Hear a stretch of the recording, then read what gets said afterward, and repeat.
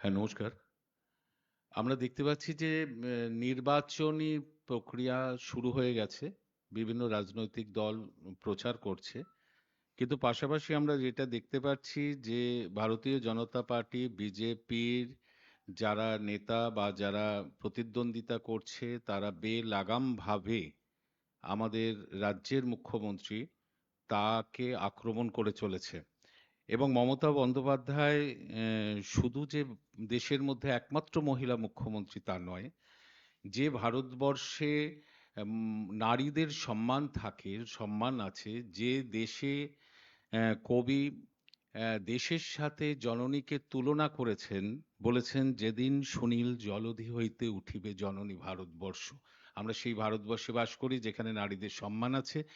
পাশাপাশি কিছু লোক চিরকালই, কিছু লোক, কিছু সংস্থা নারীদের প্রতি অবমাননা বা লাঞ্ছনা চালিয়ে গিয়েছে। এই বর্তমান কালে বিজেপি সম্পূর্ণ সেরকম একটি রাজনৈতিক দল, যে দল নারীদের সম্মান করে না, নারীদের অবমাননা করে। মমতা বন্দ্যোপাধ্যায় শুধু বাংলার মুখ্যমন্ত্রী নন, বিগত কয়েক দশক ধরে ভারতের রাজনীতিতে যিনি গরিব মানুষ, একেবারে নিপীড়িত মানুষের অধিকারের জন্য লড়াই করেছিলেন, লড়াই আন্দোলন করেছিলেন, করে সারা ভারতবর্ষের মানুষের মধ্যে একটা জায়গা তৈরি করে নিয়েছেন। পাশাপাশি বাংলার মুখ্যমন্ত্রী হয়ে তিনি যেভাবে একেবারে তৃণমূল স্তর পর্যন্ত সাধারণ মানুষের যে বেঁচে থাকার জন্য যে প্রাইমারি নিডস গুলো আছে, খাদ্য লাগে, তাদের বাসস্থান লাগে, চিকিৎসা লাগে, শিক্ষা লাগে, সেগুলো বিভিন্ন প্রকল্পের মাধ্যমে প্রতিটি মানুষের কাছে পৌঁছেছেন। এবং তার যে সরকারি প্রকল্পগুলো আজকে সারা দেশের কাছে এবং দেশের বাইরেও জনপ্রিয় হয়েছে এবং অনুকরণযোগ্য হয়েছে, সেরকম একজন রাজনীতিবিদ, একজন মহিলা মুখ্যমন্ত্রী, এত বড় একজন নেত্রীকে যে ভাষায় বিজেপি আক্রমণ করছে, তার তার বিরুদ্ধে নিন্দায় আমাদের কোনো ভাষা নেই। এবং আমরা দেখেছি যে দিলীপ ঘোষও তিনি কিভাবে মুখ্যমন্ত্রীকে বারবার আক্রমণ করেছেন, কুরুচিকর ভাষা প্রয়োগ করেছেন, আমরা সেটা কয়েকদিন আগে দেখলাম। এবং দিলীপ ঘোষ মানেই হচ্ছে অকথা কুকথা বলা একটা মানুষ, এটাই তার রাজনৈতিক পরিচয় একমাত্র পশ্চিমবঙ্গে। কারণ বিজেপির কোনো গণভিত্তি নেই বাংলাতে, মানুষের সাথে তাদের কোনো যোগাযোগ নেই। শুধুমাত্র কিছু কথা, অশ্লীল কথা তারা প্রয়োগ করে যাতে মিডিয়াতে ভেসে থাকা যায়। দিলীপ ঘোষ সেটা করছেন এবং মুখ্যমন্ত্রীকে নোংরা ভাষায় আক্রমণ করেছেন। আবার আমরা দেখলাম যে তমলুকের প্রার্থী অভিজিৎ গাঙ্গুলি, তিনিও আবার মুখ্যমন্ত্রীর বিরুদ্ধে একটা এমন কথা বলেছেন যেটা কখনো বলা উচিত নয়। বলছেন তিনি, মনে হচ্ছে মমতা বন্দ্যোপাধ্যায়ের মৃত্যু ঘণ্টা বেজে গেছে। আমরা কোথায় এসে দাঁড়িয়েছি? বিজেপি কোথায় নিয়ে যেতে চায় দেশকে? এইভাবে বেলাগাম এবং লাগাম ছাড়া আক্রমণ করে চলেছেন আমাদের মাননীয় মুখ্যমন্ত্রীকে। এর জন্য আমরা নির্বাচন কমিশনের দ্বারস্থ হব, এটা নিয়ে কোনো সন্দেহ নেই। আমরা নির্বাচন কমিশনের কাছে অবশ্যই যাব। একটা নারী বিদ্বেষী দল হচ্ছে বিজেপি, এবং এরা বারবারই এইভাবে আক্রমণ করেছে নারীদের। আপনারা দেখুন এই ভিডিওতে কি বলছেন। মমতা বন্দ্যোপাধ্যায়ের মনে হচ্ছে আহ, মৃত্যু ঘণ্টা বেজে গেছে মনে হচ্ছে। মমতা বন্দ্যোপাধ্যায়ের মনে হচ্ছে আহ, মৃত্যু ঘণ্টা বেজে গেছে মনে হচ্ছে। মমতা বন্দ্যোপাধ্যায়ের মনে হচ্ছে আহ, মৃত্যু ঘণ্টা বেজে গেছে মনে হচ্ছে। এরা কারা? যাদের ন্যূনতম কৃষ্টি কালচার নেই, যারা এই বাংলার সাথে মানানযোগ্য নয় একেবারেই। উনি নাকি বিচারকের আসনে ছিলেন। আমরা সেদিনও বলেছিলাম যে বিচারকের যে আসন সেটাকে কলুষিত করছেন এই ব্যক্তি, এবং একটি রাজনৈতিক দলকে স্যাটিসফাই করছেন, এবং বিজেপি দ্বারা পরিচালিত হচ্ছেন, এবং এমন সব রায় দিচ্ছেন যাতে বাংলার বেকার যুবকদের চাকরি খেয়ে নেওয়া যায়। এবং আমরা এই নির্বাচনে দেখলাম সরাসরি বিচারকের আসন থেকে নেবে এসে বিজেপির প্রার্থী হয়ে গেল।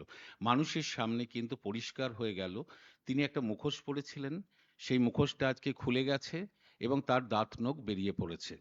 আগামী নির্বাচনে দেখবেন আমাদের ওখানে দেবাংশু দাঁড়িয়েছে, রেজাল্ট যেদিন বেরোবে গো হারা হারবে এই মানুষটা। বাংলার যুব সম্প্রদায় যাদের চাকরি পাওয়ার যে ক্ষেত্রগুলোকে সংকুচিত করেছে যে মানুষ, যিনি চাকরির যে প্রক্রিয়াগুলো চালাতে সরকারকে বাধা বিঘ্ন তৈরি করেছে যে মানুষ, তিনি আজকে গণতন্ত্রের নির্বাচনে যোগ দিয়েছেন এবং গণতন্ত্রের যে কাঠগড়া সেখানেই তার বিচার করবে সেখানকার মানুষ। আমরা তীব্র প্রতিবাদ জানাচ্ছি।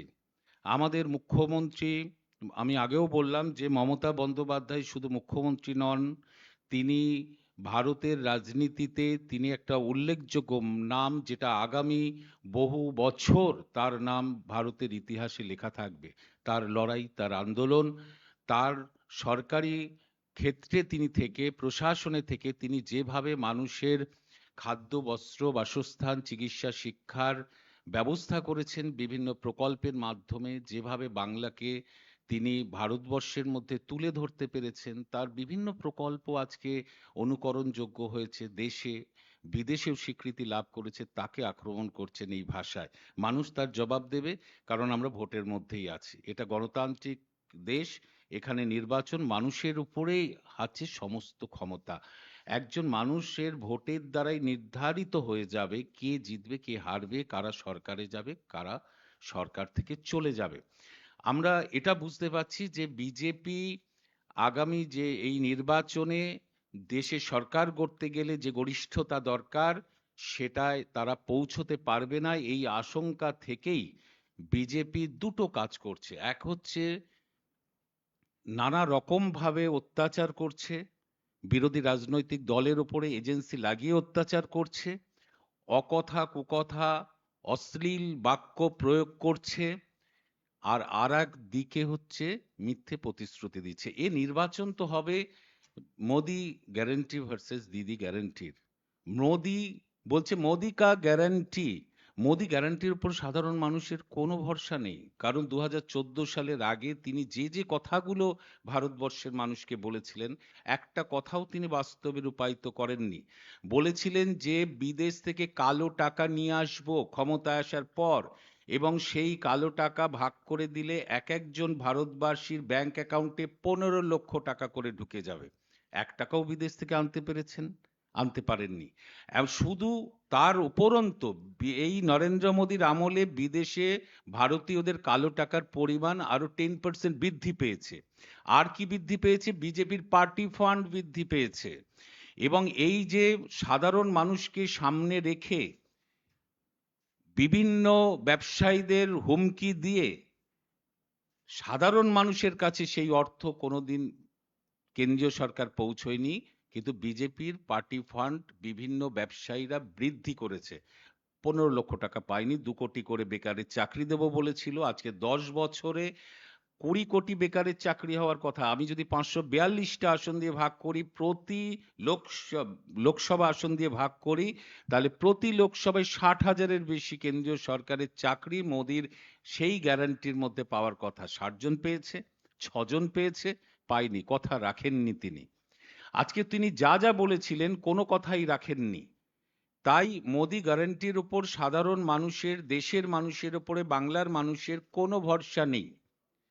আজকে দিদি পাশাপাশি দেখুন, মমতা বন্দ্যোপাধ্যায় 2011 সালে ক্ষমতায় আসার পর তিনি দেখিয়ে দিলেন যে একটা রাজনৈতিক দল ভোটের আগে যা বলে, ভোটের পরে সেই কথাটা যে রাখে না, যেটা স্বাধীনতার পর এই ধারণা মানুষের মধ্যে তৈরি হয়েছিল, মমতা বন্দ্যোপাধ্যায় সেটাকে ভেঙে দিলেন। তিনি 11 সালের আগে ইস্তাহার আকারে, ম্যানিফেস্টো আকারে দলগতভাবে যে যে প্রতিশ্রুতিগুলি বাংলার মানুষকে দিয়েছিলেন, তিনি ক্ষমতায় আসার পর 1, 2, 3, 4 করে সবটাই বাস্তবের মাটিতে রূপায়িত করে দিয়েছেন। 16 সালের আগে দিদি যা বলেছিলেন, 16 সালের পর সেটা বাস্তবে রূপায়িত করেছেন। 21 সালের আগে দিদি যা বলেছিলেন, 21 সালের পর সবটাই তিনি বাংলার মাটিতে রূপায়িত করে দিয়েছেন। দিদি যা বলেছেন, কি জনসভায়, কি প্রশাসনিক মিটিংয়ে, কোনোটাই কিন্তু ফেলে রাখেননি। ফলে মমতা বন্দ্যোপাধ্যায়ের প্রতি তার যে গ্যারান্টি, তার প্রতি দেশের মানুষ তাকিয়ে আছে তার দিকে, বাংলার মানুষের ভরসা কিন্তু মমতাদি সেই গ্যারান্টির প্রতি থাকবে, কারণ তিনি সেটা করে দেখিয়েছেন।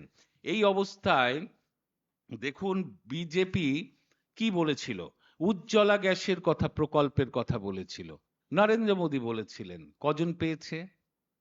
এই উজ্জ্বলা যে প্রকল্প সেই প্রকল্পে 1,20,00,000 বাড়িতে একটাও গ্যাসের সিলিন্ডারটা রিফিল করা হয়নি।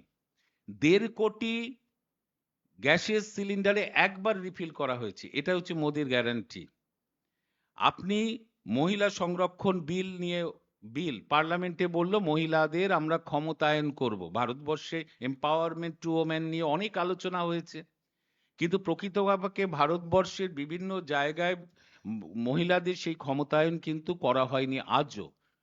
নরেন্দ্র মোদী বললেন বিল আনলেন, এনে বললেন যে এটা বাস্তবায়িত হবে, টাইম দিলেন করো পুরো 10 বছর পর, 34 সালের পর, যখন সেন্সাস হবে তারপর। এবার খেয়াল করে দেখবেন মোদী এবার কি বলছে, বলছে আচ্ছে দিন আসবে কবে, 50 বছর পর। ভারতবর্ষ জেগে উঠবে কবে, 100 বছর পর। তিনি লং টাইম নিচ্ছেন, এটা হচ্ছে মোদির গ্যারান্টি। কিন্তু পাশাপাশি আপনারা একটা দেখুন যে এম্পাওয়ারমেন্ট টু ওমেন বাস্তবায়িত হয়েছে বাংলার মাটিতে মমতা বন্দ্যোপাধ্যায়ের নেতৃত্বে। আমরা যেমন লোকাল প্রশাসনে 50% সংরক্ষণ করে দিয়েছি, তেমনি খেয়াল করে দেখবেন যে আমাদের বিধানসভা বা লোকসভায় কবে 30% সংরক্ষণ হবে তার উপরে তৃণমূল কংগ্রেস নির্ভর করেনি। তৃণমূল কংগ্রেস যে প্রার্থী তালিকা ঘোষণা করেছে, যা এমপি আছে সেটা 37%-এর উপর।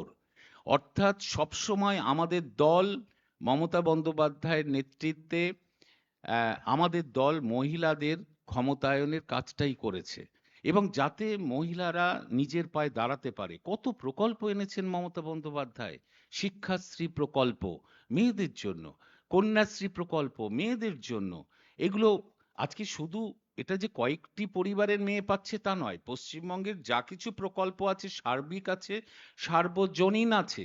87 লক্ষ কন্যাশ্রীর সুযোগ পায় মেয়েরা। অর্থাৎ সেখানে কে কোন দল করে, কে কোন পার্টির মিছিল করে, এটাও মুখ্যমন্ত্রী দেখেন না। মুখ্যমন্ত্রী যা কিছু প্রকল্প 10 কোটি মানুষের জন্যই তৈরি করেছেন। আজকে কন্যাশ্রী আছে, শিক্ষাশ্রী আছে, রূপশ্রী প্রকল্প, মেয়েদের 18 বছরের উপরে বিয়ে করলে তবে সে 25,000 টাকা পায়। কন্যাশ্রী দেখুন, 8-এ উঠলে কন্যাশ্রী স্কলারশিপ পাচ্ছে, 12-এ উঠলে সে কন্যাশ্রীর 25,000 সেকেন্ড ফেজে পাচ্ছে। সেই মেয়েটি উচ্চতর এডুকেশন নিলে কন্যাশ্রী থার্ড ফেজের স্কলারশিপ পাচ্ছে। অর্থাৎ মেয়েদের শক্তি বৃদ্ধি করা, তাকে এডুকেশন দিয়ে, তাকে নাবালিকা অবস্থায় বিয়ে রদ করে যাতে একটা মেয়ে নিজের পায়ে দাঁড়াতে পারে। দিদি লক্ষ্মীর ভান্ডার করে দিলেন।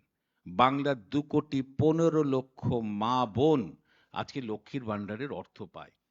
তো এই নিয়ে তো দেশে অনেক আলোচনা হয়েছে যে মেয়েরা বাড়িতে খাটে, তার সংসার প্রতিপালন করে, ছেলেকে মানুষ করে, স্বামীর জন্য রান্না করে, সংসারের জন্য হাড় ভাঙা পরিশ্রম করে, তাদের কি পারিশ্রমিক কিছু পাওয়া উচিত? দেশে আলোচনা হয়েছে বিভিন্ন সেমিনারে, কিন্তু কেউ কিন্তু একথা ভাবেননি যে হ্যাঁ তাদের জন্য ভাবা দরকার। মুখ্যমন্ত্রী মমতা বন্দ্যোপাধ্যায় ভাবলেন। তিনি বাংলার 2,15,00,000 মা বোনেদের সরাসরি তার ব্যাংক অ্যাকাউন্টে লক্ষ্মীর ভান্ডারের মাধ্যমে অর্থ দিয়ে দিলেন। এমনকি সেটা 500 টাকা ছিল, এই এপ্রিল মাস থেকে 1,000 টাকা হয়ে গেল। এতে কি হলো, সংসারে পরিবারে সেই মেয়েটির, সেই মা বা বৌমার, তার কিন্তু একটা অধিকার, একটা ক্ষমতা তৈরি হলো যে আমার পাশে সরকার আছে। পাশাপাশি এই প্রকল্প কিন্তু শুধু 25 থেকে 60 বছরের মধ্যে যে কজন মেয়ে থাকবে একটি পরিবারে সবাই পাচ্ছে।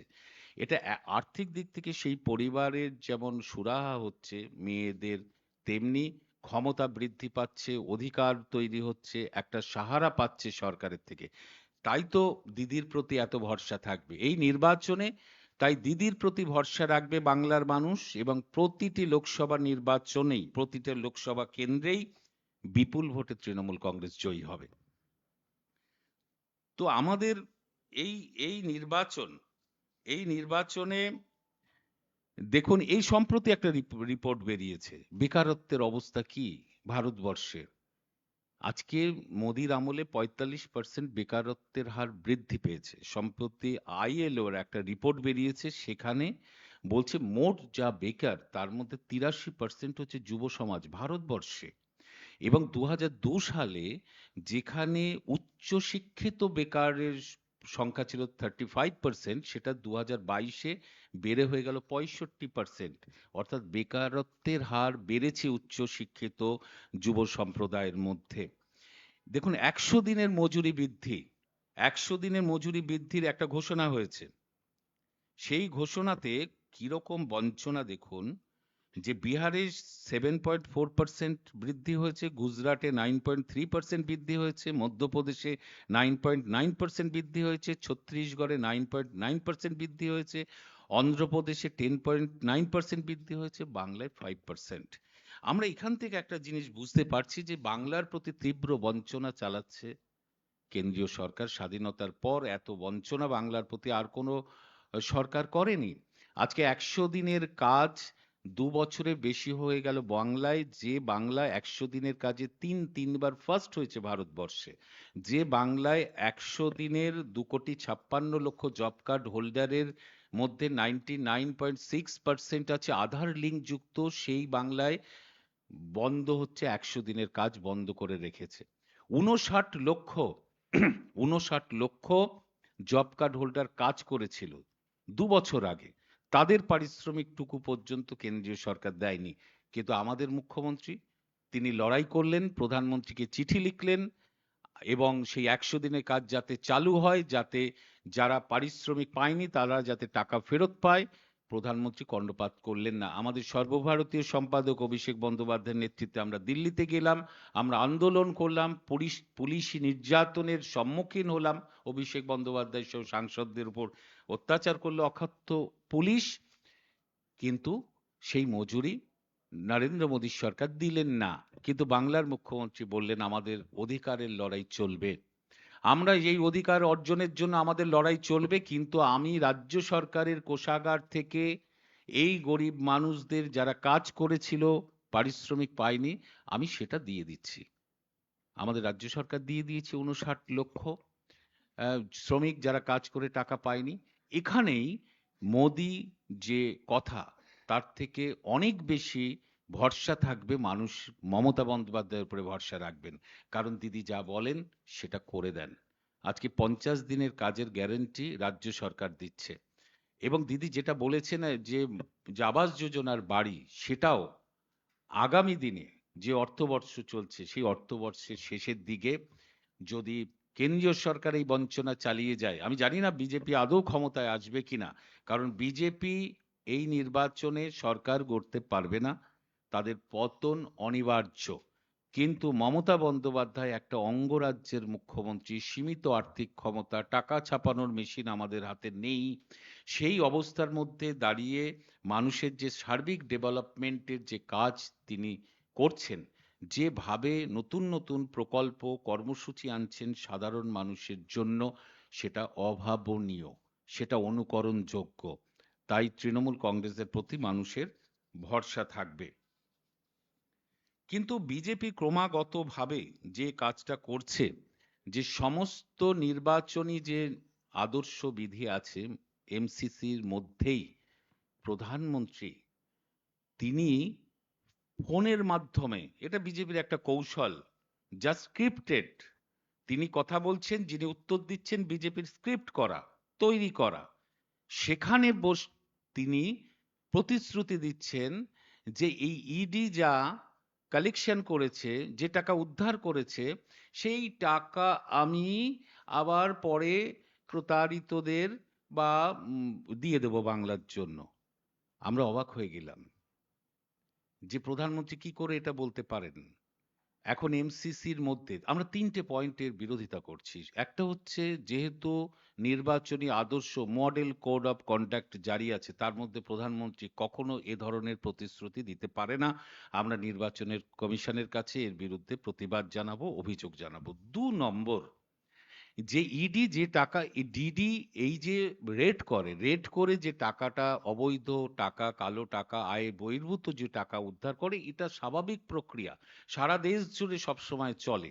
কিন্তু এর একটা পদ্ধতি আছে, যে ইডি যা কালেকশন করে সেটা শেষ পর্যন্ত আদালতে বিচার হয়।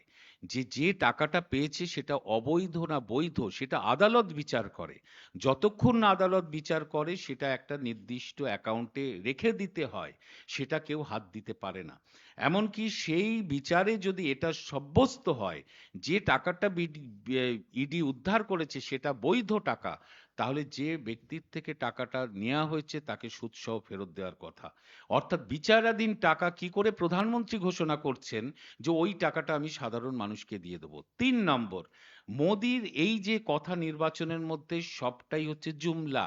আপনারা দেখেছেন যে ২০১৪ সালের আগে তিনি যখন বলছেন যে আমি কালো টাকা নিয়ে আসব বিদেশ থেকে, তারপর সেই টাকাটা দিয়ে দেব ভারতবাসীর মধ্যে ভাগ করে দিলে ১৫ লক্ষ টাকা করে পাবে।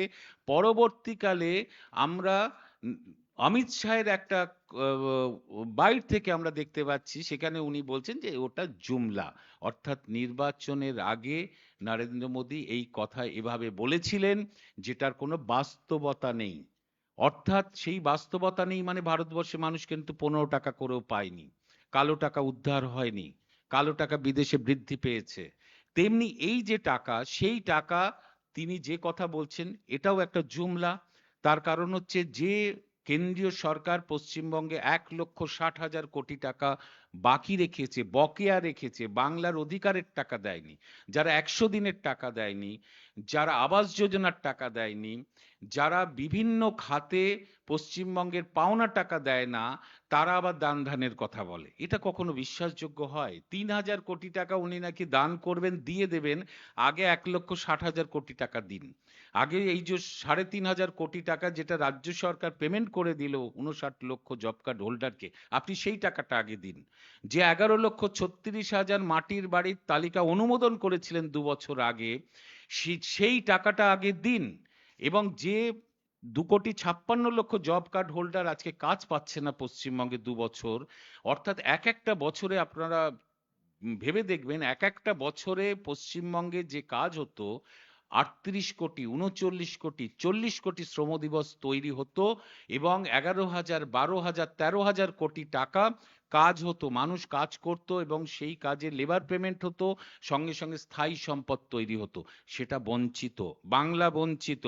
তাহলে এই যে কয়েক কোটি মানুষের ১০০ দিনের কাজ বঞ্চিত করে রেখেছেন আপনি, সেটা আগে দিন। ৩,০০০ কোটির তো খুব সামান্য। এইসব টাকা তো কেন্দ্রীয় কোষাগারে জমা হয়। যদি সেটা পরবর্তীকালে দোষী সাব্যস্ত হয়, যার থেকে কালো টাকা বলে সে চিহ্নিত হয়, সেই টাকাই কেন্দ্রীয় সরকার রাজ্য থেকে যা কালেকশন করে, ট্যাক্স বাবদ প্রত্যেকদিন রাজ্য থেকে তুলে নিয়ে যায়। ৫ বছরে কেন্দ্রীয় সরকার পশ্চিমবঙ্গ থেকে ৬,৮০,০০০ কোটি টাকা তুলে নিয়ে চলে গেছে। সেই যত টাকা তুলে নিয়ে যায় বছরে তার একটা অংশ কেন্দ্রীয় প্রকল্পের কোথাও 50%, কোথাও 60% দেবার কথা। বাংলা থেকে তুলে নিয়ে যাওয়া ট্যাক্সের টাকা তিনি কখনোই কিন্তু উত্তরপ্রদেশ, বিহার, অন্য রাজ্যে খরচা করতে পারেন না। এটা বাংলার মানুষকে ফেরত দেওয়ার কথা।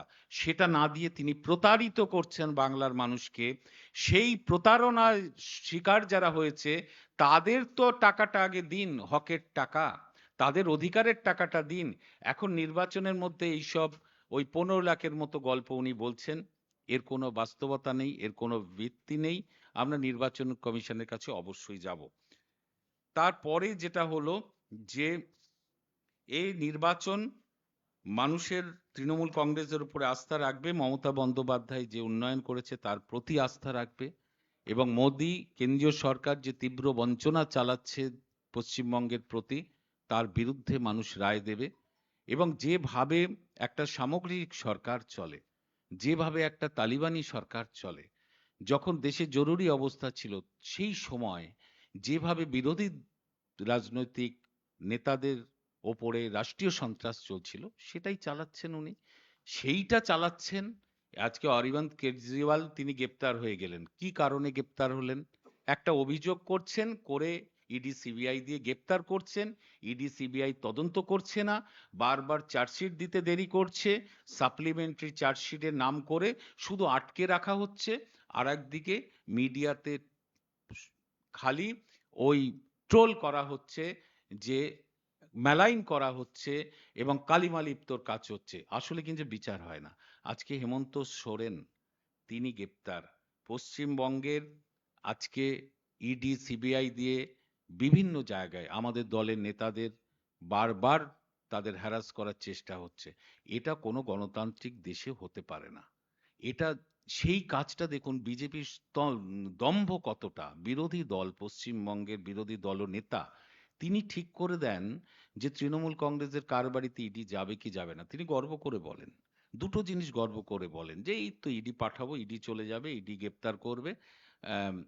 আরেকটা হচ্ছে আমি ১০০ দিনের টাকা আটকে দিলাম, আমি আবাস যোজনার টাকা আটকে দিলাম। অর্থাৎ বাংলার প্রতি বিদ্বেষ। বিজেপির সবসময় আমরা দেখছি বাংলার প্রতি বিদ্বেষ, অর্থাৎ তাই আমরা এদের বাংলা বিরোধী বলেছি। বাংলা কালচার কৃষ্টির সাথে ওদের যোগ নেই। বাংলাকে কিভাবে ভাতে মারতে হবে, কিভাবে পেটে মারতে হবে তার চক্রান্ত করছে। 18টা এমপি জিতেছিল, 3 জন কেন্দ্রীয় মন্ত্রী। একটা কেন্দ্রীয় প্রকল্প এনেছেন 5 বছরে? আনেননি। যেহেতু 21-এ হেরে গিয়েছেন, তাই বাংলার 100 দিনের কাজ, কেন্দ্রীয় প্রকল্প যা কিছু আছে সব বঞ্চনা করার জন্য, বঞ্চিত করার জন্য দল বেঁধে বিরোধী দলনেতার নেতৃত্বে গিয়ে সেগুলোকে সব আটকে রেখেছেন। অর্থাৎ প্রতিহিংসা চরিতার্থ করছেন। এরম বিরোধী দল আমরা কখনো আগে দেখিনি। মমতা বন্দ্যোপাধ্যায় তিনিও বিরোধী দলনেত্রী ছিলেন পশ্চিমবঙ্গে এবং বারবার বামফ্রন্ট সরকার জিতছিল। দিদি রেলমন্ত্রী হলেন। রেলমন্ত্রী হয়ে তিনি যা বাজেট করলেন, সেই বাজেটে সারা বাংলাকে তিনি ভরিয়ে দিয়েছিলেন। অজস্র নতুন রেল লাইন স্থাপন করেছিলেন, ফ্রেট করিডর তৈরি করেছিলেন, নতুন নতুন ট্রেন দিয়েছিলেন। কই সেদিন তো মমতা বন্দ্যোপাধ্যায় ভাবেননি যে রাজ্যের নির্বাচনে সিপিএম পার্টি যেতে আমরা হেরে যাই, তাই আমার যেটুকু ক্ষমতা আমি বাংলাকে কিছু দেব না, আমি বিহারে করব, উড়িষ্যায় করব, মধ্যপ্রদেশে ডেভেলপমেন্ট করব। না, দিদি কিন্তু সেটা ভাবেননি। দিদি যেটুকু ক্ষমতা পেয়েছিলেন সেটা উজাড় করে কেন্দ্র থেকে টেনে এনেছিলেন বাংলার জন্য। কারণ এই বাংলাকে, বাংলার মানুষকে মমতা বন্দ্যোপাধ্যায় ভালোবাসেন। আর পাশাপাশি বিরোধী দলের আজকে চরিত্র দেখুন, যেহেতু হেরে গেছে তাই প্রতিহিংসা চরিতার্থ করার জন্য বাংলাকে বঞ্চনা করতে হবে। তার বিরুদ্ধে রায় দেবে বাংলার মানুষ এই নির্বাচনে। একটা সিটেও বিজেপি জিতবে না। বলছি একটা প্রশ্ন হ্যাঁ, আছে, একদম। সেটা হচ্ছে এই 100 দিনের কাজে মজুরি বেড়েছে, হুম, যেটা আপনি বললেন কিছুক্ষণ আগেও। তাতে দেখা যাচ্ছে যে এই যে যেখানে হরিয়ানা হুম, 374 টাকা হুম, সর্বাধিক পাবে, হুম। সেখানে বাংলা পাচ্ছে 250 টাকা। এই যে মজুরির ক্ষেত্রে ওই যে একটা এরা সবসময় বাংলাকে তীব্রভাবে ভয় পায়, কারণ বাংলার একটা অতীত ঐতিহ্য আছে। স্বাধীনতা আন্দোলন এই বাংলা থেকে শুরু হয়েছিল। আপনার সাঁওতাল বিদ্রোহ 55, 1855, 57 সিপাহী বিদ্রোহ দেখুন পর পর। তার আগে ভূমিজদের যে বিদ্রোহ হয়েছিল এই বাংলা থেকে 32 সালে, 1832 সালে। এবং বাংলার যে নবজাগরণের কালে কত বিখ্যাত মানুষ এসেছিলেন এবং তাদের সৃষ্টির মধ্যে দিয়ে বাংলা সারা পৃথিবী চিনেছিল বাংলাকে। মহামতি গোখলে বলেছিলেন, what Bengal things today, India things tomorrow. আজকেও দেখুন মমতা বন্দ্যোপাধ্যায় তিনি মুখ্যমন্ত্রী হয়ে মাত্র 10 বছরের মধ্যে এমন সব প্রকল্প তিনি তৈরি করলেন, কন্যাশ্রী থেকে শুরু করে, দুয়ারে সরকার থেকে শুরু করে, যে প্রকল্পের মাধ্যমে একেবারে মানুষের কাছে পৌঁছচ্ছে তার পরিষেবাগুলো, এটা সারা পৃথিবীতে স্বীকৃত হচ্ছে এবং ভারতবর্ষের অন্যান্য রাজ্য সেগুলোকে অনুকরণ করছে। অনেক তো রাষ্ট্র ব্যবস্থা আছে পৃথিবীতে। সবকটা রাষ্ট্র ব্যবস্থা, সেটা সমাজতান্ত্রিক হোক বা গণতান্ত্রিক, যাই রাষ্ট্র ব্যবস্থা হোক, বাংলাতেও কমিউনিস্ট পার্টি ছিল, কংগ্রেস ছিল, তাদের সেই রাষ্ট্র ব্যবস্থায় একটা দর্শনের দিক থাকে, একটা তার প্রয়োগের দিক থাকে। খেয়াল করে দেখবেন এই ফিলোসফির দিকে সব সময় সব রাষ্ট্র ব্যবস্থায় মানুষের ভালোর কথা বলা আছে, কিন্তু প্রয়োগের ক্ষেত্রে কিন্তু বিগ জিরো। কমিউনিস্ট পার্টি এখানে ছিল, মানুষের কাছে, মানুষের জন্য কথা বলতো, মানুষের কাছে ডেভেলপমেন্ট পৌঁছতো না। কিন্তু মমতা বন্দ্যোপাধ্যায় একটা রাজ্যের মুখ্যমন্ত্রী হয়ে সমস্ত পরিষেবাগুলো মানুষের কাছে পৌঁছে দিলেন। তার খাদ্য দিলেন, তার শিক্ষার ব্যবস্থা করলেন, চিকিৎসার সুবন্দোবস্ত করলেন, মানুষের সংসার চালানোর ব্যবস্থার মধ্যে দিয়ে যে স্ট্যান্ডার্ড অফ লিভিং, যে ব্যক্তি মানুষ, পারিবারিক মানুষ, কমিউনিটি অনুযায়ী মানুষের যে ডেভেলপমেন্টটা হতে পারে সার্বিক, তার পুষ্টি, তার শিশু মৃত্যুর হার কমা, প্রসবকালীন মাতৃমৃত্যুর হার কমা, বেকারত্বের হার কমা, অপুষ্টি দূর হওয়া, স্কুল ছুটের সংখ্যা কমে যাওয়া, সবটা মেপে মেপে সরকারি প্রকল্প তৈরি করা আছে, সেগুলো পৌঁছচ্ছে। এটা হচ্ছে একটা দর্শনের ফলিত রূপ হচ্ছে মমতা বন্দ্যোপাধ্যায়। এটা তো অনুকরণযোগ্য, তাই দিদিকে ভয়। তাই নরেন্দ্র মোদীর ভয় হচ্ছে দিদি মমতা বন্দ্যোপাধ্যায়, যে বাংলায় আমরা কিচ্ছু করতে পারবো না, কারণ বাংলার মানুষ আছে মমতা বন্দ্যোপাধ্যায়ের প্রতি। তাই বাংলাকে বঞ্চনা করো, বাংলাকে বঞ্চনা করো, তৃণমূল কংগ্রেসের উপরে আঘাত টানো, রাষ্ট্রীয় সন্ত্রাস চালাও, এটা চলছে ক্রমশ। তাই বাংলার মজুরি বৃদ্ধির হারে বাংলা নেই, বাংলা সব থেকে কম। আর দ্বিতীয় বিষয় হচ্ছে একেবারে দাদা ভোটের মুখে এই মজুরি বাড়ানো হলে এপ্রিল থেকে কার্যকরী হবে, একবার নির্বাচন ঘোষণা হয়ে গেছে যখন, তখন এই ঘোষণাটা হচ্ছে। হচ্ছে, তো আমরা তো দেখতে পাচ্ছি এরা তো অ্যাকচুয়ালি ভারতবর্ষের যে সংবিধান আছে, সেই সংবিধানের যে প্রিয়াম্বেলে যে মূল স্তম্ভগুলো আছে, গণতন্ত্র আছে, ধর্মনিরপেক্ষতা আছে, যুক্তরাষ্ট্রীয় কাঠামো আছে, আগে ভারতবর্ষে যে যে সরকারগুলো এসছে তাদের বিরুদ্ধে নানা অভিযোগ থাকলেও তারা মূলত এইগুলোকে মান্যতা দিত। কিন্তু নরেন্দ্র মোদী এবং অমিত শাহের নেতৃত্বে যে সরকার রয়েছে, সংবিধানের সেই মূল স্তম্ভগুলোকে প্রতি মুহূর্তে তারা দোরমোস করছে, তারা ভেঙে দিতে চাইছে। এরা নির্বাচনী যে আদর্শ, যে মডেল কোড অফ কন্ডাক্ট, ওগুলো তোয়াক্কাই করে না। দেশের আইন কানুন গণতন্ত্র কোনোটাই তোয়াক্কা করে না। মানুষকে ভুল বুঝিয়ে, মানুষকে প্রতারিত করে এরা যে কোনোভাবে ক্ষমতায় টিকে থাকতে চায়। নির্বাচন কমিশন দেখুন, নির্বাচন কমিশনের গঠনটাকেও নিজেদের কবজার মধ্যে নিয়ে নিয়েছে, বিচার ব্যবস্থার এক অংশকে কবজার মধ্যে নিয়ে নিয়েছে, মিডিয়ার এক এক অংশকে কবজার মধ্যে নিয়ে নিয়েছে।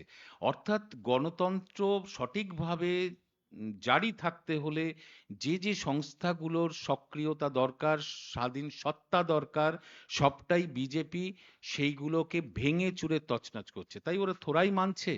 আজকে এমসিসির মধ্যে এই যে মজুরির হার বৃদ্ধি, এটা আজকে ঘোষণা করে দিল। এগুলো তো সবটাই আর কি আহ, নির্বাচনী যে বিধি আছে সেটাকে ভায়োলেট করছে। মানুষ খেয়াল করছে, অত্যন্ত সচেতন মানুষ আমাদের বাংলার মানুষ, এদের কাজ কারবার সবটাই খেয়াল করছে। নির্বাচনে আমরা মানুষের উপরেই ভরসা করি, তারা এর প্রতিবাদ জানাবে। আমরা প্রশাসনিক দিক থেকে নির্বাচন কমিশনের কাছে যে যে অভিযোগগুলো দায়ের করা দরকার, আমার দল কিন্তু সেটা করে চলবে। দাদা কেন্দ্রীয় অর্থমন্ত্রী তিনি আজকে বলেছেন যে তিনি লোকসভা ভোটে লড়ছেন না। মানে সেই প্রস্তাব তিনি খারিজ করেছেন কারণ তার কাছে ভোটে লড়ার মতন অর্থ নেই। সেটা তার ব্যক্তিগত ব্যাপার, তিনি লড়বেন কি লড়বেন না সেটা অনেকে তো তার নিজের ব্যক্তিগত ব্যাপার। এ ব্যাপারে আমার কোনো মন্তব্য নেই। আহ, আর কি বলো?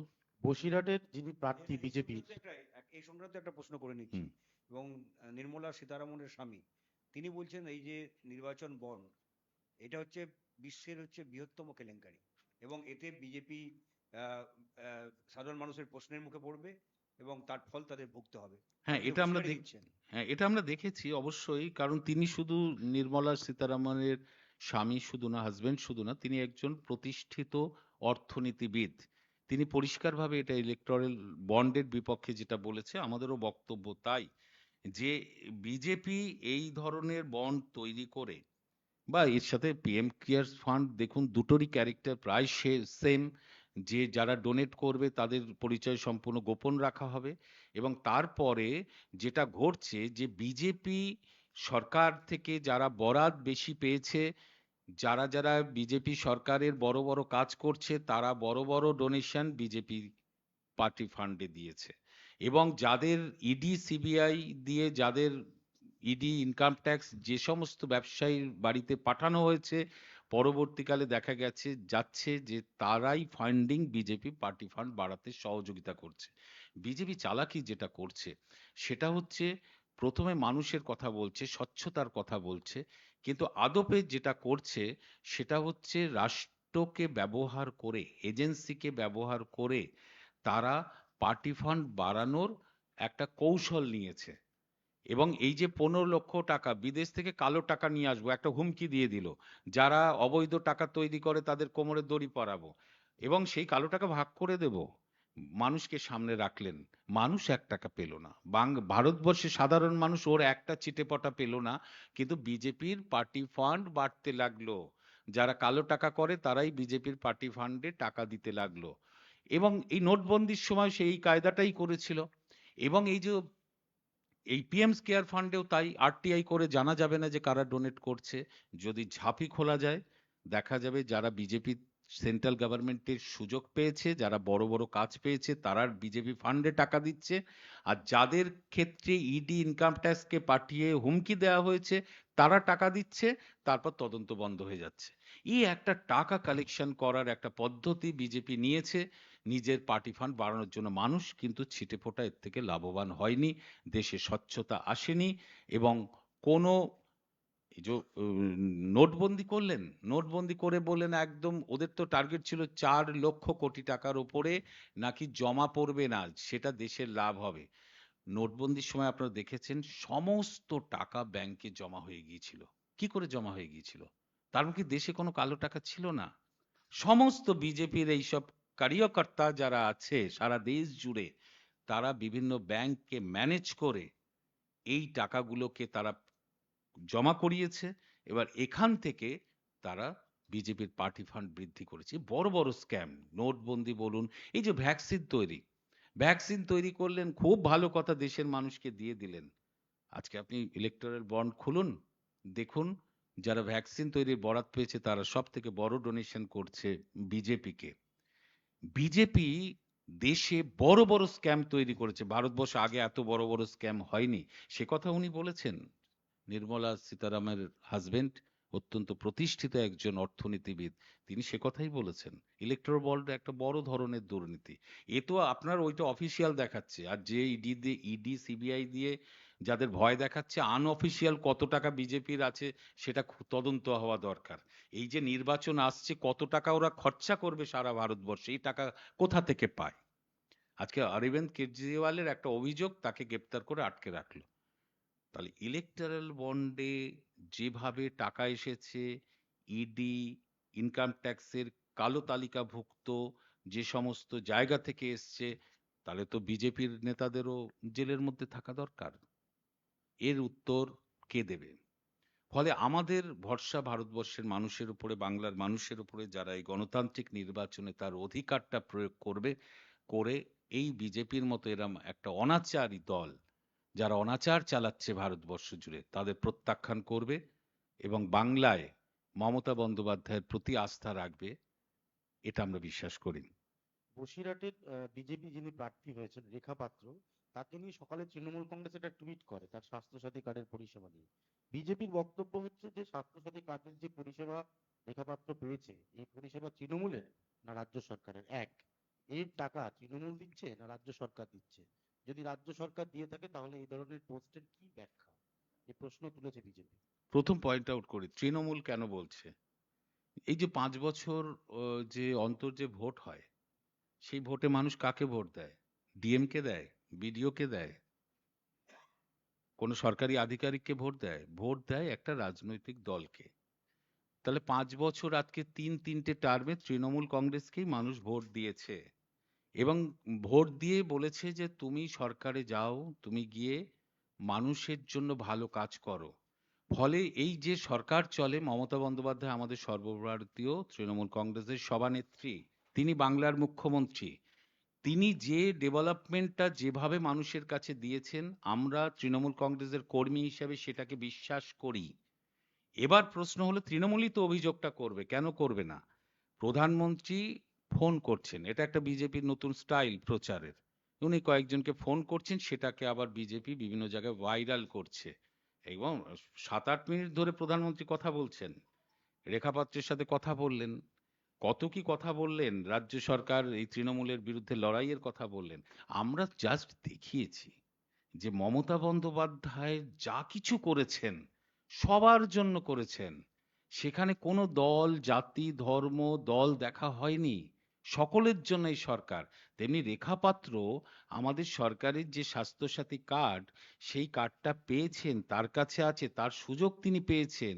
সেখানে কেন্দ্রীয় সরকারে বলা হয়েছে যে প্রধানমন্ত্রী আবার ফোন করলে প্রধানমন্ত্রী জানতে চাইবেন যে অ্যাকচুয়ালি যে এই যে আয়ুষ্মান ভারত, যেটার বড় বড় বিজ্ঞাপন আমরা দেখি, তার এফেক্ট কোথায় মানুষের মধ্যে, তার কার্যকারিতা কোথায় মানুষের মধ্যে। দিদি যা করেছেন সেটা সকলের হাতে, এমনকি আপনি যে প্রার্থীটা করলেন বিজেপির, তিনিও স্বাস্থ্যসাথী কার্ডেরই সুবিধা পেয়েছেন। এটা জাস্ট বলা হয়েছে, এটা একটা তুলে ধরা হয়েছে বাংলার সামগ্রিক চিত্রটা। তো মমতা বন্দ্যোপাধ্যায় যা করেছেন সবার জন্য করেছেন, বিজেপি যা করেছে তা শুধুমাত্র প্রচারের মধ্যে আছে। এই যে বেটি বাঁচাও বেটি পড়াও, একটা বাংলায় একটা মেয়েকে আপনারা খুঁজে এনে দাঁড় করতে পারবেন? আপনারা দেখুন না, আপনারা তো সাংবাদিক, আপনারা গিয়ে খুঁজে একটা মেয়েকে দাঁড় করান তো যে বেটি বাঁচাও বেটি পড়াও এর স্কলারশিপটা পেয়েছে, কিন্তু পাবেন না খুঁজে। কিন্তু আপনি বেটি বাঁচাও বেটি পড়াও পাবেন বাংলায়। আপনি হাইওয়েতে চলে যাবেন, পেট্রোল পাম্পে চলে যাবেন, দেখবেন বড় হোর্ডিং আছে, সেখানে একদিকে নরেন্দ্র মোদীর ছবি আছে আর ওখানে বেটি বাঁচাও বেটি পড়াও লেখা আছে। শুধু বিজ্ঞাপন, কিন্তু মানুষ তার পরিষেবা পায় না এই কেন্দ্রীয় সরকারের থেকে। এই সংক্রান্ত এই সংক্রান্ত আরেকটা প্রশ্ন আছে। বলছি অমিত মালবিয়া তিনি টুইট করেছেন, তাতে বলছেন যে এই যে রেখা পাত্র সরকারের কাছ থেকে কি নিয়েছে না নিয়েছে এইসব বিষয় ব্যক্তিগত তথ্য এই যে বাইরে প্রকাশ করে দেয়া, যা তৃণমূলের একটা দেখুন, অমিত মালবিয়া কে আমি জানি না। নিম্ন রুচির পরিচয়। হ্যাঁ, অমিত মালবিয়ার কথার উত্তর আমাকে দিতে হবে এমন কোনো কথা নেই, কারণ উনি কে আমি তাই জানি না। উনি কি টুইট করছেন সেটা আমি পড়েও দেখি না। কিন্তু প্রশ্নটা যখন আপনি করলেন সেটাই বলি যে আমরা ও কথা বলিনি। আমাদের দিদি দুয়ারে সরকার করেছে, জেনে রাখবেন, দুয়ারে সরকার বিডিওদের গ্রাউন্ড লেভেলে পাঠিয়ে নিয়মিত ক্যাম্প করে সাধারণ মানুষকে আহ্বান করা হয়েছে যে আপনার যা যা সরকারি সুযোগ সুবিধা অপূরণীয় আছে আপনি ফর্ম ফিল আপ করলে পাবেন। অর্থাৎ দিদি নিশ্চিত হতে চেয়েছেন তার সরকারি প্রকল্পে থেকে যেন একজন মানুষও বাদ না যায়। সে যে ধর্মের হোক, যে জাতির হোক, যে রাজনৈতিক দলের ভাবধারায় ভাবিত হোক, তারা প্রত্যেকে যেন পায়।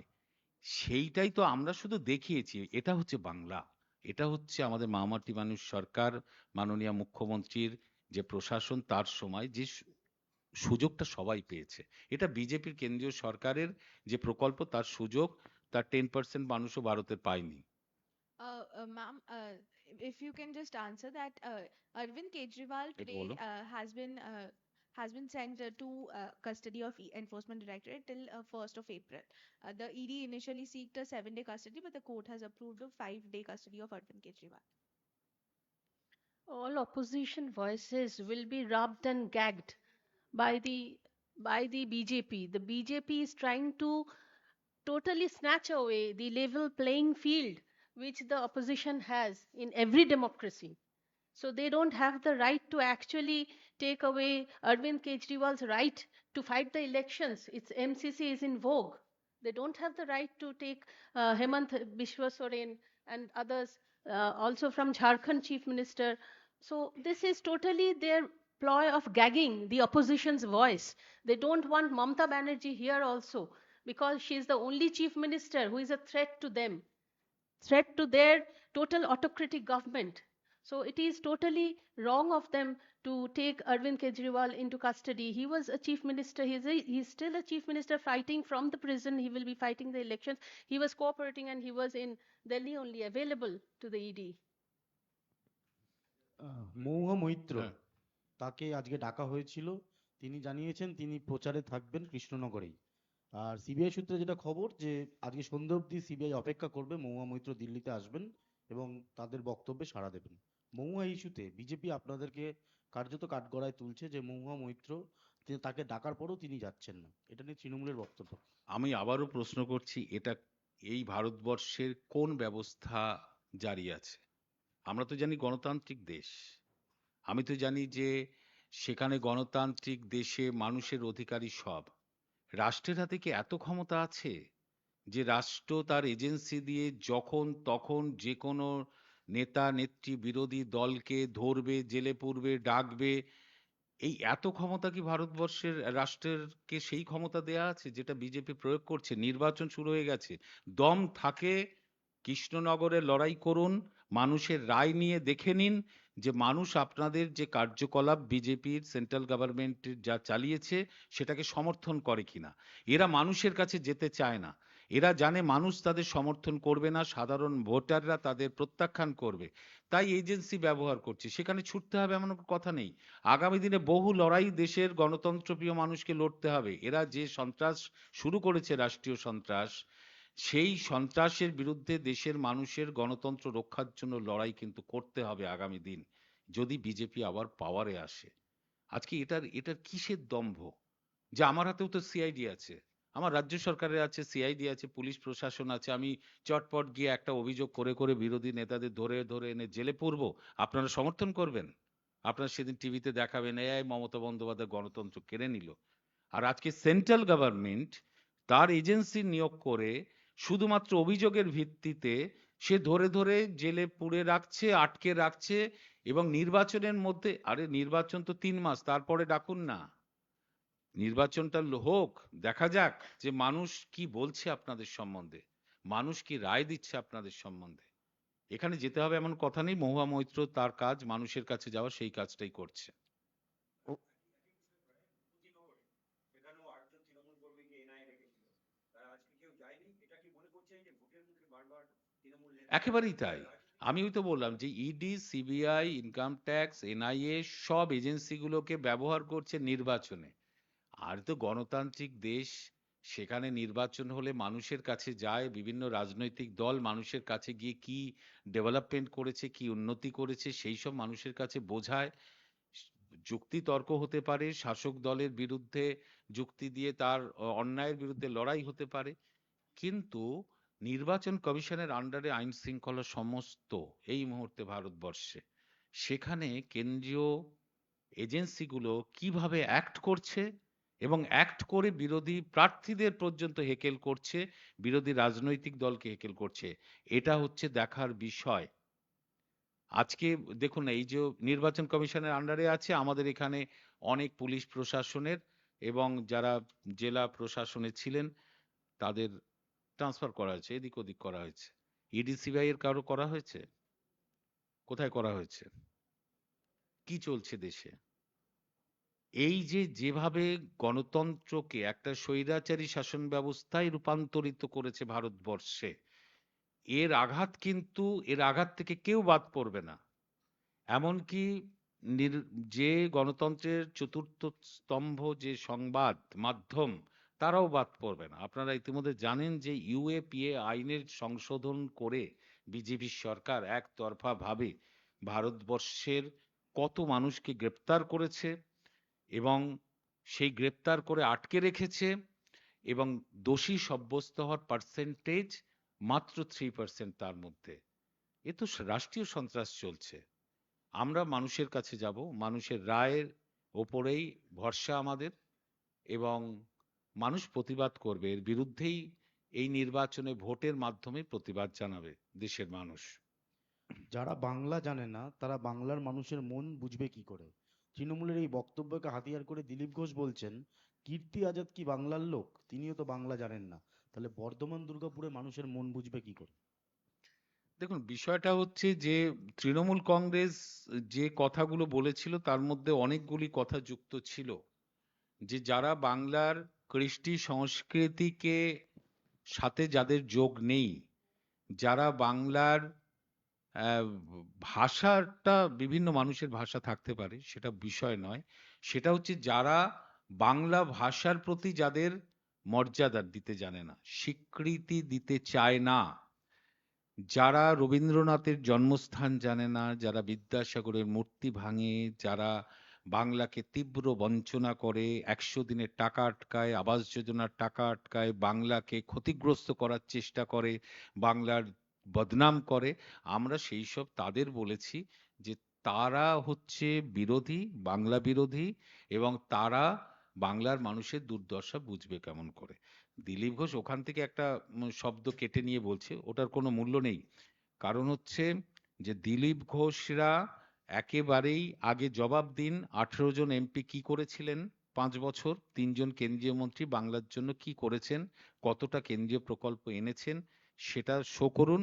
আর আমাদের অভিষেক বন্দ্যোপাধ্যায়, আমাদের সাধারণ সম্পাদক, সর্বভারতীয় সাধারণ সম্পাদক অভিষেক বন্দ্যোপাধ্যায় আজকে 14 দিন হয়ে গেল, তিনি ওপেন একটা বিতর্কের জন্য ডাক দিয়েছিলেন বিরোধী দলকে, বলেছিলেন পোডিয়াম থাকবে, আমরা অ্যারেঞ্জ করে দিচ্ছি, সেখানে আসুন, যে আবাস যোজনা এবং 100 দিনের কাজের যে বঞ্চনা করেছে আমরা বলেছি, আমরা তার তথ্য দেব, অভিষেক বন্দ্যোপাধ্যায় তথ্য সহ সেটা তুলে ধরবেন, আর বিজেপি নেতার আপনারা আসুন, এসে আপনারা তথ্য সহ শ্বেতপত্র সহ আপনারা দেখান যে আমরা যেটা বলেছি সেটা মিথ্যে, আপনারা 100 দিনের কাজে আবাস যোজনার টাকা দিয়েছেন।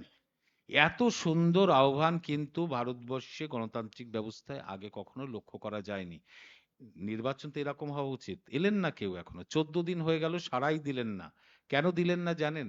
কারণ এর জবাব ওদের কাছে নেই। কারণ ওরা পরিকল্পিতভাবে বাংলার মানুষকে বঞ্চনা করছে। আর দ্বিতীয় হচ্ছে, ওরা ঠিক করে নিয়েছে এই নির্বাচনে যে এমসিসি জারি হওয়ার পরেও কিছু মিথ্যে প্রতিশ্রুতি, কিছু বিভ্রান্তকর প্রতিশ্রুতি, এটা ওরা দিয়েই নির্বাচন বৈতরণী পার হবে। তাই এই ধরনের আলোচনায় তারা কিন্তু সাড়া দিল না। অভিষেক বন্দ্যোপাধ্যায় যেখানে যাচ্ছেন ভোটের জন্য প্রচার সভায় গিয়ে একটা নির্দিষ্ট মার্জিন বেঁধে দিচ্ছেন, যেমন ডায়মন্ড হারবার বা বিষ্ণুপুরে গিয়ে।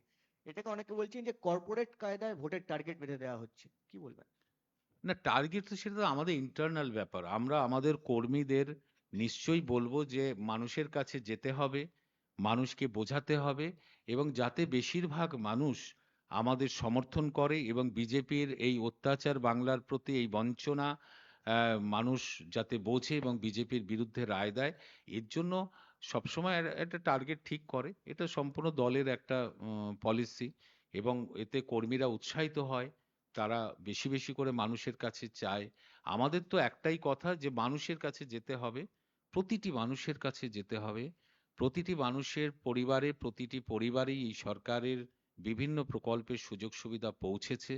মমতা বন্দ্যোপাধ্যায় বাংলার যে বিভিন্ন ধর্ম সম্প্রদায়ের মানুষকে এক করে নিয়ে তিনি আছেন, বাংলার কৃষ্টি সংস্কৃতিকে রক্ষা করার কাজ তিনি করে চলেছেন। ফলে এগুলো নিয়ে মানুষের কাছে যেতে হবে, মানুষ সেটা গ্রহণ করবে এবং তৃণমূল কংগ্রেসকে বেশি বেশি ভোটে যেতে হবে। এটা দলের ইন্টারনাল ব্যাপার। অভিযোগ যে তাদের প্রার্থী লক্ষ্মী কলকাতা হলো হলো যখন অভিষেক বন্দ্যোপাধ্যায় বাড়ির সামনে প্রচার করছিলেন তখন তাকে পুলিশ বাধা দিয়েছে, এই বলে যে ওখানে 144 টাকা জারি আছে। সিপিএম এর প্রশ্ন যে অভিষেক বন্দ্যোপাধ্যায়ের বাড়ির সামনে কেন 144 টাকা জারি? দেখুন, সিপিএম এইসব, সিপিএম তো আজকে কোথায় আছে? পুরো একটা 34 বছরের রাজনৈতিক দল, সেই দল আজকে নিজেদের শূন্যে নামিয়ে নিয়ে এসছে পশ্চিমবঙ্গে। আজকে ভোট পার্সেন্টেজ 5% নিচে নেমে গেছে। 19-এর লোকসভা থেকে সিপিএম পার্টির সমস্ত 22% ভোট বিজেপিতে হস্তান্তর করা হয়েছে শুধু তৃণমূলকে আটকানোর জন্য। নিজেদের নাক কেটে পরের যাত্রা ভঙ্গ করতে গিয়ে সিপিএম নিজেদের শূন্যে নামিয়ে নিয়ে এসছে। এখন সিপিএম আছে শুধু তত্ত্বে আছে, বক্তৃতায় আছে, মিডিয়াতে আছে। একটা নির্বাচন বিধি জারি হয়ে গেছে, এই অবস্থায় কোথাও প্রোগ্রাম করলে তার পারমিশন নিতে হয়, এবং সেই প্রোগ্রামে কতজন মানুষ উপস্থিত থাকবে সেগুলো পর্যন্ত পারমিশন পত্রে, আবেদন পত্রে লিখতে হয়। এক হচ্ছে সেই পারমিশনটা আছে কিনা সেটা দেখতে হবে। দ্বিতীয় হচ্ছে যে যারা হাই রিস্কের মধ্যে রয়েছে, যে ভিআইপিরা রয়েছে, তার বাড়িটুকুর চারপাশে 144 তো থাকবে। এটার সাথে নির্বাচনের আচরণবিধির কিন্তু কোনো সম্পর্ক নেই। নিরাপত্তার বিষয়টা কিন্তু পুরো সেপারেট। এখানে নিরাপত্তাহীন করে দেওয়ার কথা কিন্তু কোথাও বলা হয়নি। যারা হাই রিস্কে আছেন, যারা জনপ্রিয় মানুষ আছেন, যাদের দিকে তাকিয়ে আছে লাখো লাখো কোটি কোটি মানুষ, তাদের নিরাপত্তার বিষয়টা তো মাথায় রাখতেই হবে। কত রাস্তা আছে, ওনারা ভোট তো নেই কিছু, ওরা সারা লোকসভায় বিভিন্ন জায়গায় খুঁজুন না, ভোটার পেতে পারেন। ওখানে গিয়ে সিন ক্রিয়েট করতে হবে এমন কি কথা আছে? সেটা হচ্ছে যে দিলীপ ঘোষ তিনি আজকে বলেছেন যে তিনি বলেছে কেন্দ্রীয় নেতৃত্বের তিনি বলছেন যে মেসোমশাই কান মুলে দিন এটা বলতে যাচ্ছেন, মানে গতকাল আপনারা যেটা গিয়েছিলেন, এবং তিনি বলছেন যে মানে মানসিক ভারসাম্য হারিয়েছেন। দেখুন, দিলীপ ঘোষ মানে অকথা কুকথা, আর দিলীপ ঘোষ হচ্ছে সমার্থক। এরা কোনোদিন মানে রাজনৈতিক যে শিষ্টাচার বলে, রাজনীতি করতে গেলে যে ধরনের সংস্কৃতিবান হতে হয়, যে শিক্ষা দরকার, সেটা দিলীপ ঘোষদের মধ্যে নেই। শুধু মারবো, ধরবো আর মহিলাদের প্রতি অশ্লীল বাক্যবান করব, করলে আমাকে টিভিতে দেখাবে, মিডিয়ায় দেখাবে, এইটা হচ্ছে ওনার রাজনীতি। তো দেখুন না, এই মমতা বন্দ্যোপাধ্যায় সম্বন্ধে, আমাদের মুখ্যমন্ত্রীর সম্বন্ধে কি কুরুচিকর কথা উনি বলেছেন। আমাদের দল থেকে নির্বাচন কমিশনের কাছে সেটা অভিযোগ জানিয়েছে, এটা খুব স্বাভাবিক। আমাদের কাছে নির্বাচন কমিশন মানে নির্বাচন কমিশন, যে এই ভোট প্রক্রিয়া পরিচালনা করছে, তার একটা স্বতন্ত্র সত্তা আছে। আমরা আশা রাখছি নির্বাচন কমিশন সেই স্বতন্ত্র সত্তা নিয়েই নিরপেক্ষভাবে এই নির্বাচন পরিচালনা করবে। আর দিলীপ ঘোষ কি বলছে, নির্বাচন কমিশন মেশো। হ্যাঁ, ওরা ওরা মেশোই ভাবে। ওরা কেন্দ্রীয় এজেন্সি, কেউ মামা, কেউ মেশো, কেউ দাদা, কেউ বড়দা, এটা বানিয়ে ছেড়েছে ভারতবর্ষে। তাই ওদের নির্দেশেই সব এজেন্সিগুলো চলাচল করে। ওদের মুখে এই ভাষা ছাড়া আর কি হবে? তো সেরকম যেরাম ভাবছে সেরাম ভাষা প্রয়োগ করছে, এটা ওনার মেশো, উনি ভাবছেন, আমরা ভাবছি না। আমরা নির্বাচন কমিশনই ভাবছি। ঠিক আছে।